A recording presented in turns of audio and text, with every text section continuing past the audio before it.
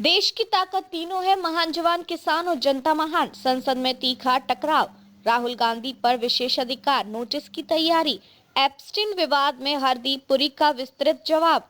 लोकसभा में केंद्रीय बजट पर चर्चा के दौरान बुधवार को सत्ता और विपक्ष के बीच तीखा टकराव देखने को मिला। सरकार ने विपक्ष के नेता राहुल गांधी पर प्रधानमंत्री नरेंद्र मोदी और केंद्रीय मंत्री हरदीप सिंह पुरी के खिलाफ भ्रामक और अप्रमाणित आरोप लगाने का आरोप लगाया और उनके खिलाफ विशेषाधिकार हनन का नोटिस लाने की घोषणा की। संसदीय कार्य मंत्री किरेन रिजिजू ने कहा कि राहुल गांधी ने सदन की स्थापित परंपराओं का उल्लंघन किया है। उनके मुताबिक किसी मंत्री या प्रधानमंत्री पर गंभीर आरोप लगाने से पहले संबंधित सदस्य को पूर्व सूचना देना आवश्यक होता है ताकि सरकार अपनी प्रतिक्रिया तैयार कर सके।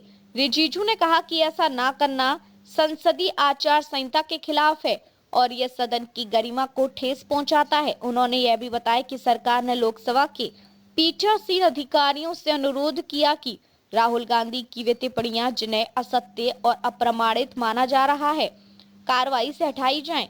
इनमें कथित तौर पर प्रधानमंत्री ने देश बेच दिया जैसी टिप्पणी भी शामिल है।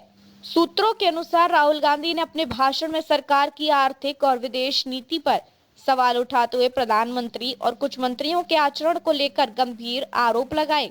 उन्होंने कथित तौर पर अमेरिकी न्याय विभाग द्वारा जारी जेफरी एप्स्टीन से संबंधित दस्तावेजों का हवाला दिया और सरकार से स्पष्टीकरण मांगा। राहुल गांधी का तर्क था कि सार्वजनिक जीवन में पारदर्शिता और जवाबदेही आवश्यक है और यदि किसी मंत्री का नाम अंतर्राष्ट्रीय विवादित मामलों में आता है। एप्स्टीन मामले में नाम आने को लेकर उठे विवाद पर केंद्रीय मंत्री हरदीप सिंह पुरी ने पहली बार विस्तार से अपनी बात रखी। उन्होंने कांग्रेस के आरोपों को दुष्प्रचार और राजनीतिक बदनामी की कोशिश बताया। पुरी ने बताया कि मई 2009 से 2017 तक वे संयुक्त राष्ट्र में भारत के स्थायी प्रतिनिधि के रूप में न्यूयॉर्क में तैनात थे। इसी दौरान इंटरनेशनल पीस इंस्टीट्यूट (IPI) के अध्यक्ष ट्रेजे रॉयट लार्सन ने उनका परिचय जेफरी एप्स्टीन से कराया। उनके अनुसार 8 वर्षों की अवधि में एप्स्टीन से उनकी सिर्फ 3 या 4 मुलाकातें हुई, वह भी IPI प्रतिनिधिमंडल के हिस्से के रूप में। पुरी ने कहा कि इन बैठकों का उद्देश्य बहुपक्षवाद, अंतर्राष्ट्रीय सहयोग और नीति संवाद जैसे विषय थे। पुरी ने लिंक्डइन के सह संस्थापक रीड हाफमैन के साथ हुए ईमेल संवाद का भी जिक्र किया। उन्होंने बताया कि भारत में डिजिटल विस्तार, इंटरनेट पहुंच और मेक इन इंडिया अभियान को बढ़ावा देने के संदर्भ में उन्होंने हाफमैन को पत्र लिखा था, जिसकी प्रति एप्स्टीन को भी भेजी गई थी। पुरी के अनुसार एक ईमेल में एप्स्टीन ने उन्हें दो मुंहा कहा था क्योंकि उन्हें पुरी का रुख पसंद नहीं आया। उन्होंने यह भी आरोप लगाया कि एक अन्य ईमेल में टेरजे रॉयड लार्सन ने आपत्तिजनक टिप्पणियां की हैं। पुरी ने यह भी कहा कि एक बार उन्हें बिना बताए एप्स्टीन के घर डिनर पर ले जाया गया। अगर मुझे पहले से पता होता तो मैं नहीं जाता। उन्होंने कहा एप्स्टीन को 2008 में यौन अपराधों में दोषी ठहराया गया था। इस पर पूछे गए सवाल के जवाब में पुरी ने कहा कि न्यूयॉर्क के सामाजिक और कूटनीतिक दायरे में कई लोग उनसे मिलते थे और हर मुलाकात का अर्थ समर्थन या सहमति नहीं होता।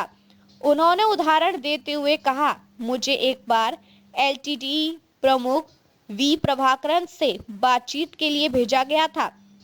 इसका मतलब यह नहीं कि मैं उसके विचारों का समर्थन करता हूं। राजनीतिक अपरिपक्वता का आरोप लगाते हुए कहा कि उन्होंने गलत नंबर डायल किया है। उन्होंने 2013 में तत्कालीन मनमोहन सिंह सरकार के अध्यादेश को सार्वजनिक रूप से फाड़ने की घटना, भारत को मृत अर्थव्यवस्था बताने वाली टिप्पणी और अन्य बयानों का जिक्र करते हुए कहा कि राहुल गांधी का रिकॉर्ड गैर जिम्मेदाराना बयानबाजी से भरा है। अब मामला लोकसभा अध्यक्ष और पीठासीन अधिकारियों के पास है। यदि विशेषाधिकार हनन का नोटिस स्वीकार किया जाता है तो इसे विशेषाधिकार समिति को भेजा जा सकता है, जो जांच कर अपनी रिपोर्ट सदन को सौंपेंगी। राजनीतिक विश्लेषकों का मानना है कि यह विवाद आने वाले दिनों में संसद के शेष सत्र पर असर डाल सकता है। विपक्ष इस मुद्दे को जवाबदेही और पारदर्शिता से जोड़कर उठाएगा, जबकि सरकार इसे राजनीतिक हमला बताकर जवाबी रणनीति अपनाएगी। संसद का यह टकराव केवल आरोप प्रत्यारोप तक सीमित नहीं है, और राष्ट्रीय राजनीति की दिशा को भी प्रभावित कर सकता है। देखते रहिए changing future TV. Like, share और सब्सक्राइब करना ना भूलें। देश, दुनिया और भविष्य की सबसे बड़ी खबरों के लिए।